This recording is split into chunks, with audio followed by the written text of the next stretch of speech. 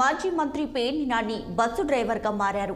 ఏలూరు జిల్లా దెందులూరు సభకు జనాలను బస్సులో తరలించారు.